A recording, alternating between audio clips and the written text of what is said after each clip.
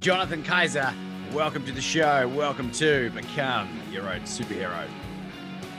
Thank you for having me, good sir. Well, it's a pleasure all mine today, coming to you from Panama City in Florida, where it's muggy as a New York back alley in the early 1990s. That's muggy. That's pretty muggy. Where are you dialing in today from, Mr. Jonathan? Scottsdale, Arizona, my friend. And how on God's green earth did you end up in Arizona? You know, my grandfather, when I was not even kind of yet conceived, and my mother was still young, he did some research on what he thought was the most underserved populations in the world, came across the American Indian tribe, the Apaches, located here in Arizona, and decided that between the people in Tibet and the Apache Indians, that they were the most underserved people in all of the world, and they didn't even have their own written language. So he moved his whole family from Nebraska out to Arizona and translated the Bible into Apache. I actually still have his original Bible right here. The only other original copy is in the Smithsonian. So as you can see, he translated in the top part. So if you look at it, the top part is Apache and the bottom is English. And so he started two churches, and that's how my family got to Arizona. So I was born here. So fascinating. How many books are written in Apache these days? Not very many. Not very many. Because the thing one of the things I love about a lot of these indigenous populations is the power of storytelling, because there was no other way to transcribe anything before the written word came about, right? Yeah, one of the churches that he started is still humming along. And my family and I took a trip. I took my kids out to actually see it and attended one of the services, and it was pretty special. It's where my parents actually were originally married. And so I had them renew their vows kind of spontaneously right there on the spot. I got up and I had them renew their vows, and it was just the coolest thing to watch and to have such history. And our family is loved in that neck of the woods because of all the love that my grandparents brought to them. So for me, I always like growing up, Geronimo was my favorite person in the world. Like every report I had to do, I did it on Geronimo, and I always imagined myself as Geronimo. In one of the other rooms, I have a big Geronimo portrait. To me, he's one of the greatest Americans that ever lived.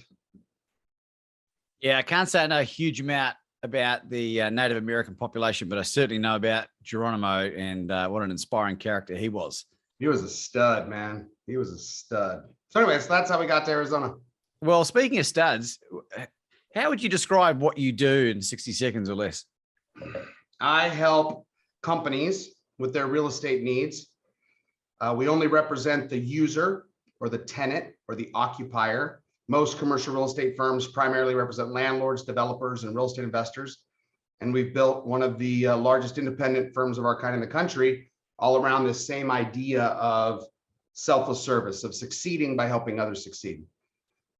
I think that was less than 60 seconds. Yeah, you did good.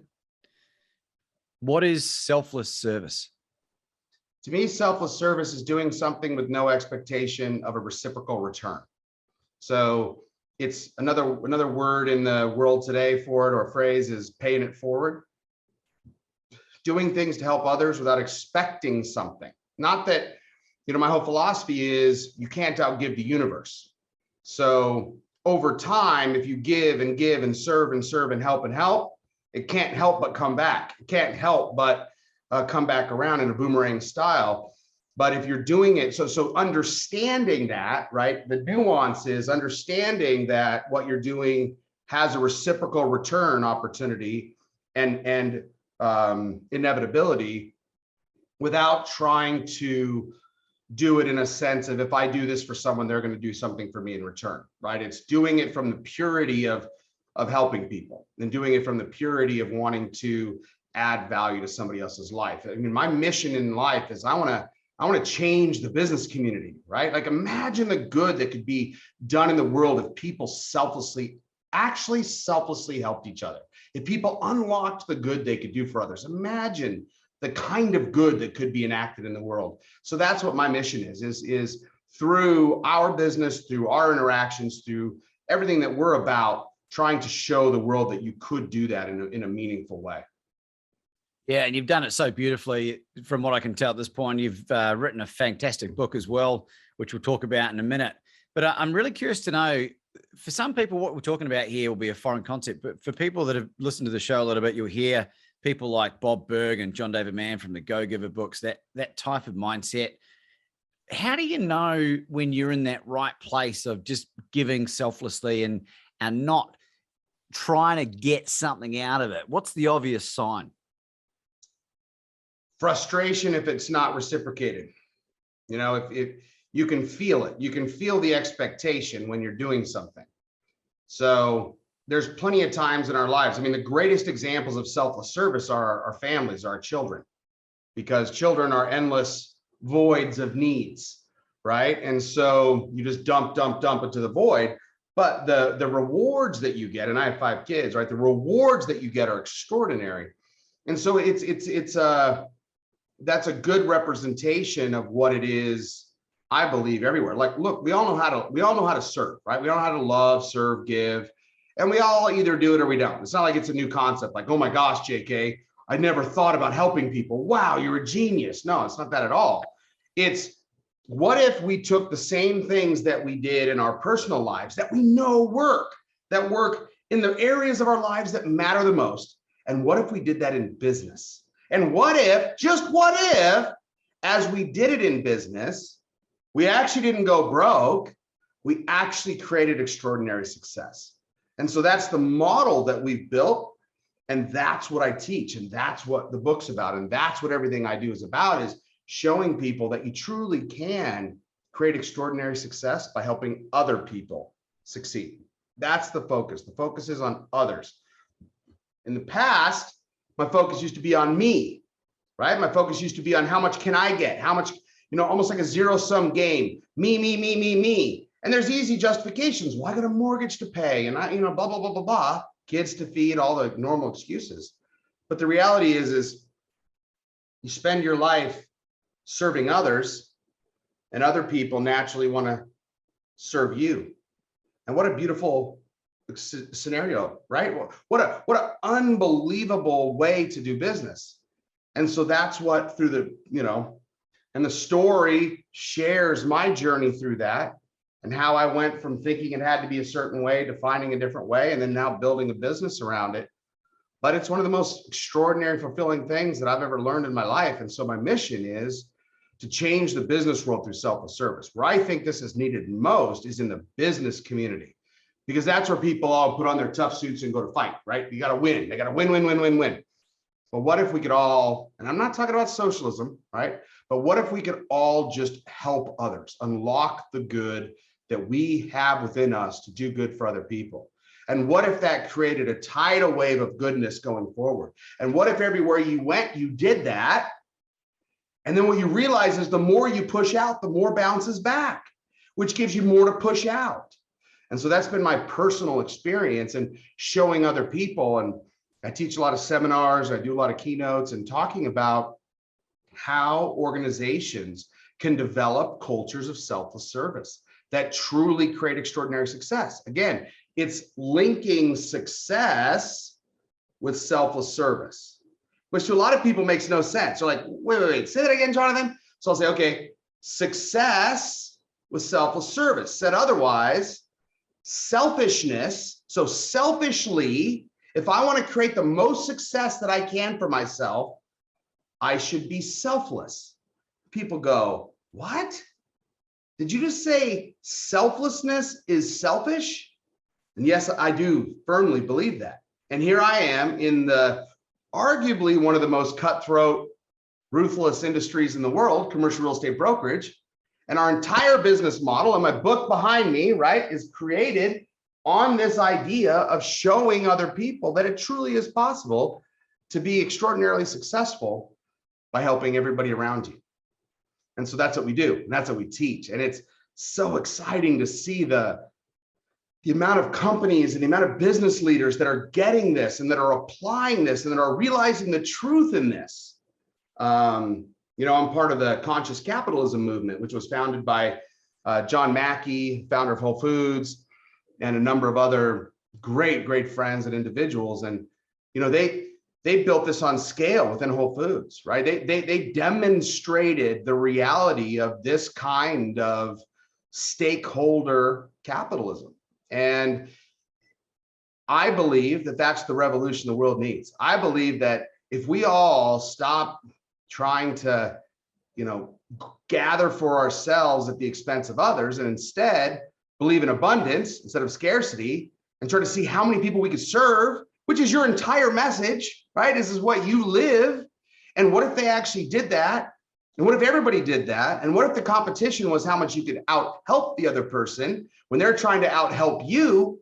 And then you don't have to spend your time doing silly things like sales presentations and everybody's just helping each other. To me, that's the biggest opportunity the world has today, is to unlock all the possibility, all the good, all the opportunity, right? If you serve, love, help, and give, and you play the long game, right? This isn't an instant gratification kind of play.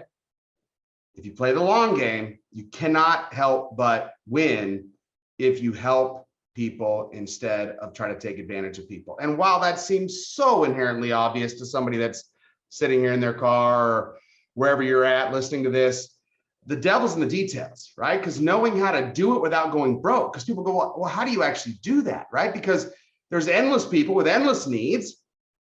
And so I say, well, I'm not saying go stand on a street corner, put up a sign that says, who needs help, and then help everybody that comes your way, although that's a pretty good idea.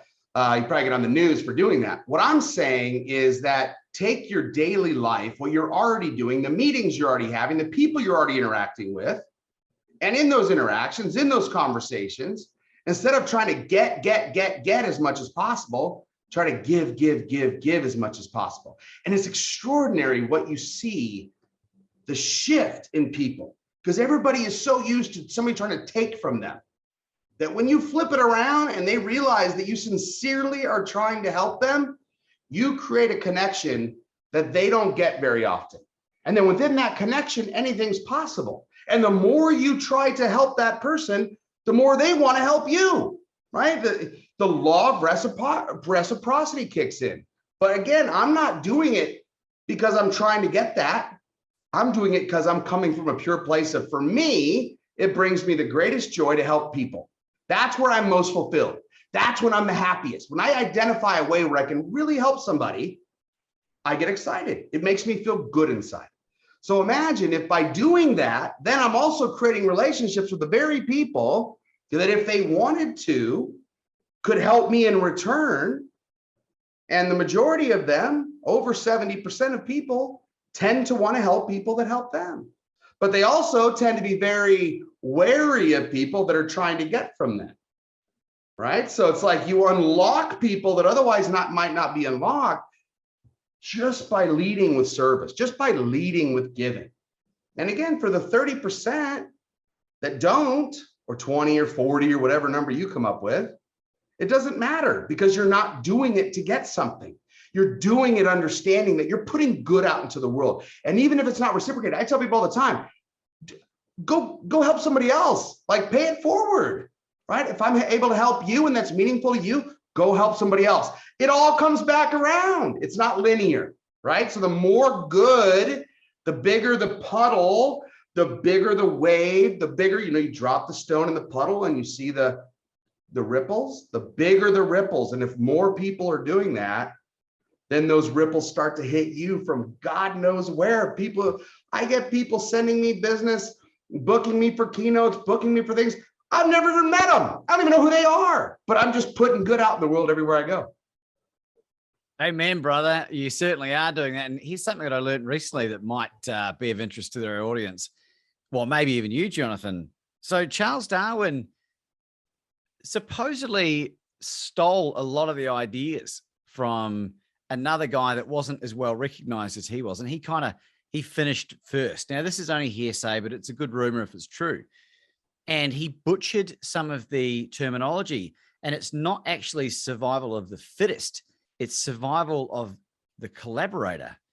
And that to me makes way more sense than survival of the fittest.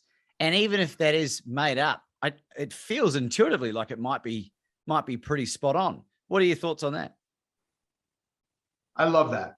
I love I mean, I have no idea if it's true or not, but I like it better, right? Because while I do think, the sick cow doesn't have as good of a chance as the healthy stud cow, I do see the possibility of people that seek to collaborate and work together becoming more like they're safer, right? Because they have more people to help them if there's a need. I feel that. I mean, everywhere I go, people are offering me stuff, hey, stay in my place, or, do you know this person? I'd love to introduce you. Like literally everywhere I go, people are offering to help. I'm not asking for it. They're just doing it.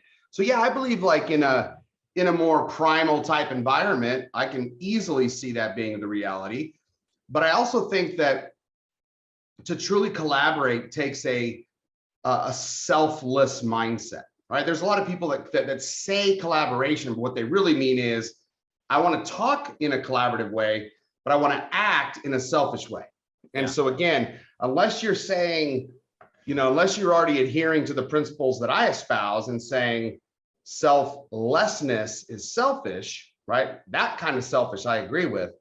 But the selfish of standing on other people's shoulders and stabbing in the back and doing, I'm in commercial real estate brokerage, right? That is arguably one of the most cutthroat, ruthless industries in the world. So if I can do it in that industry and prove that it's possible and have, durable financial success. We've been around for over 10 years now. And our entire model is this. We don't market. We put out a few things, but we're not a marketing. We don't have a sales force that's out selling. Everything that we do is about serving, helping, collaborating, giving, and it comes back. And so that's my message to the world is, I believe that the greatest opportunities for success going forward are going to be those people who recognize the value of selfless service and who give and who serve and who help and pay it forward, understanding that if they truly are playing the long game, it cannot help but come back. Yeah, I can't agree with you more. And I'm actually staying at a friend's house in Florida here in Panama City, through someone I met through service, right? And I want to ask you about the observation that I've made with regards to some really financially successful, and it's a clear distinction, very financially successful people that end up having found out that they've acquired that wealth through nefarious ways. What do you say to people that observe that behavior and go, well, how did they get their money and how are they feeling about life? Yeah, look, obviously the ruthless way works. There's millions and millions of examples of that. So I'm not saying that the selfless way is the only way, and I'm certainly not saying it's the easiest way. But what I believe is it's the better way, because I sleep like a baby at night, right? I do not have to look over my shoulder all the time. I don't make all good decisions. There's plenty of people, my wife included, that'll let you know about that in no uncertain terms. But my heart comes from a place of wanting to help as many people as possible, right? So as long as you're coming from that pure place, it's a different experience. When I used to be cutthroat, thinking that's what it took, I was miserable. I was misaligned with my core values. I told you how my grandparents were raised, and I myself was raised overseas, and my parents taught me to love, serve, and give. And, so here I had that pounded into my head as a kid. And then I decided I wanted to make some money because I realized once we got back to the US how poor my parents were. So I decided to get into business to be successful. And I got into commercial real estate sort of accidentally. And I realized, wow, this is a cutthroat industry. So I became cutthroat because I didn't want to be broke like my parents, but I was miserable. And then once I discovered this different way of doing business and I reinvented myself around it, the experience I had was so much different. right? So for a lot of people, that's touchy-feely, like, yeah. For me, it's not. Like the experience of being a shark, you have to be on all the time, you know, because there are predators everywhere. When you start loving on people and you start serving people, it changes things. Not that there's still not plenty of sharks trying to take you down and all of that. There are. So I'm not saying not be wise, but man, the experience of doing business ethically, doing business the way that you think it would honor and respect other people, even when they don't reciprocate, which is tough. Like if, you're trying to be kind to somebody and they spit in your face, metaphorically speaking, it still happens plenty of the time, but it's like, yeah, that's not fun from a humanity standpoint. That sucks, but it just means that they're miserable, right? And I know what that feels like because I used to be that guy, right? I had the trappings of success and I looked the part and blah, had the car, had the whatever, but that's not real success, right? And you know this very well. Success is internal. So for me, I love the alignment now around my life and about what I do and having it be consistent with who I am as a person. And who I am as a person is someone who loves other people and loves helping other people. And most people try to live bifurcated lives, right? Like they do that at home, they do that with their families, and then they go and like they become a different person and they go try to be tough and make a lot of money and be cutthroat. And that's not fun either, right? Because that's trying to live a duality, which is even more miserable than at least just leaning in and being ruthless everywhere.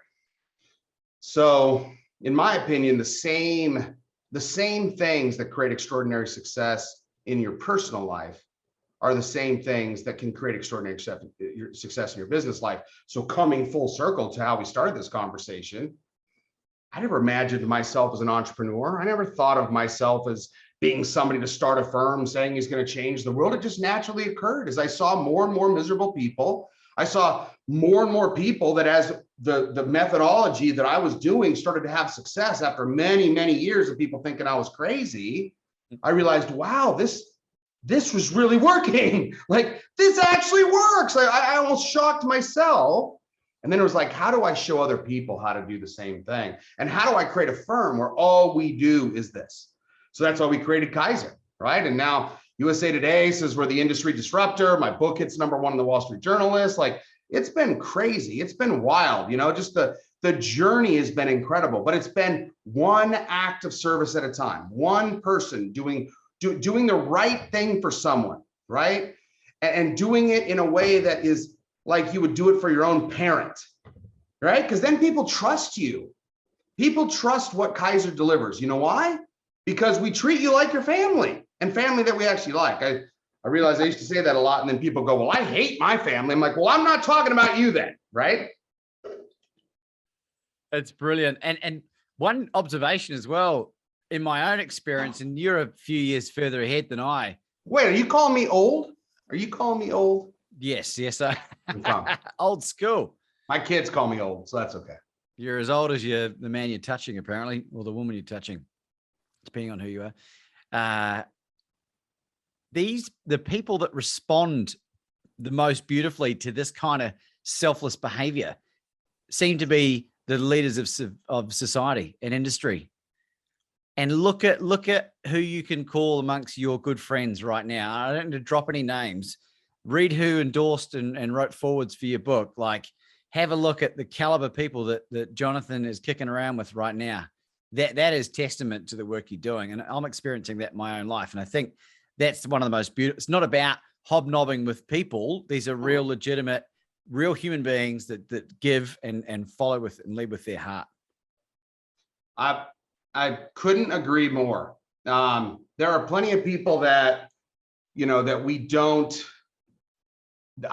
There are people that are friends of mine that I never in a million years would have guessed would be friends. But you know what aligns is our philosophies, right? That's the tie that binds. I don't care how famous you are, how rich you are, it doesn't matter to me at all. What matters to me is who are you in the world and what do you stand for? And if you stand for the same kind of stuff that I stand for, I want to be your friend. I got a lot of those kind of amazing friends. John Ruhlin, who wrote the book Giftology. He's arguably the most generous person I've ever met in my entire life, myself included. That guy has helped me more than anybody I know, except for my parents. And he never asked for anything in return. And yet look at the success that just gets dumped on him from all. And it's, I could go through example after example after example like that. You know, it's like, so my mission is teaching others that, just like the title of my book, you don't have to be ruthless to win, right? Like, what if I'm not a crazy person? What if that was actually true? And what if you're listening to this and just kind of rolling your eyes and going, yeah. What if what I'm saying right now is the most important thing you've ever heard? And what if you actually put that into practice? And what if you experience the kind of unbelievable transformation that that I've experienced going through this? Was it easy? No. Was it really, really brutal at times? Yeah.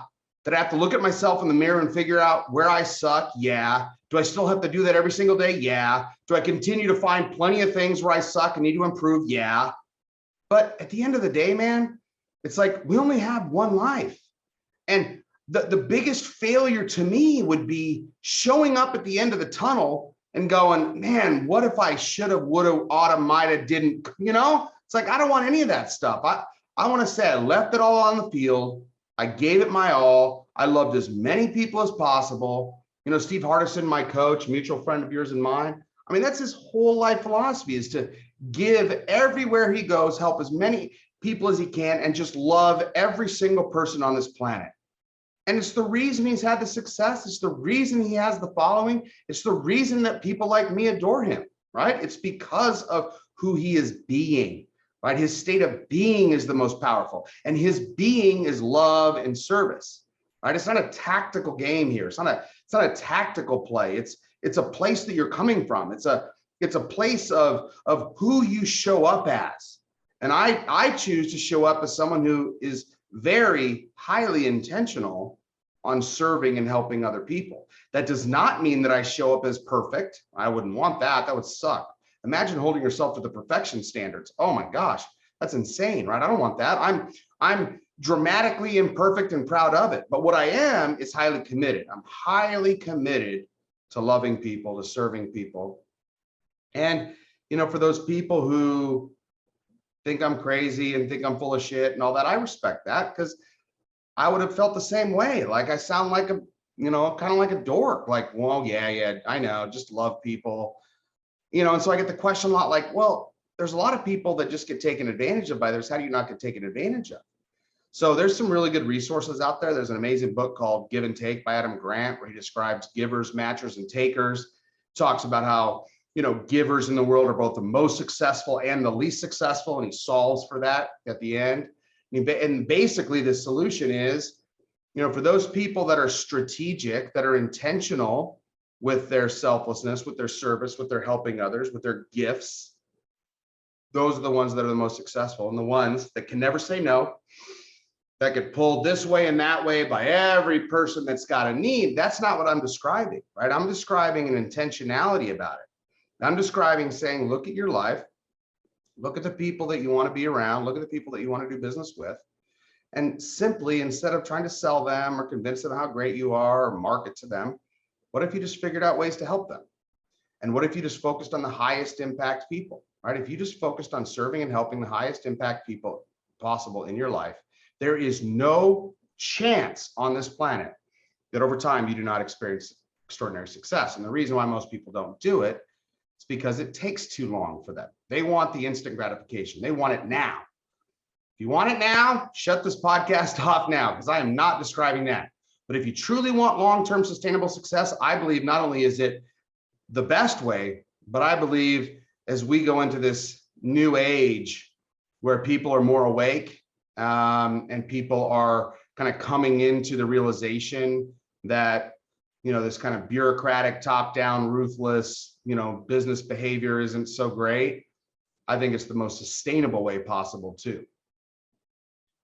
You Don't Have to Be Ruthless to Win is a magnificent book. Where can people find the book, and where can people find you, Jonathan? Amazon is always the easiest, also on Audible. If you want to get it directly, ruthlessbook.com. And anybody that's interested in learning more about the firm or opportunities they're in, or just to send a note, you can go to keyser.com, KEYSER.com. Jonathan, do you have any concluding thoughts for our very highly tuned audience today? I would just invite everyone. If you're driving, don't do this.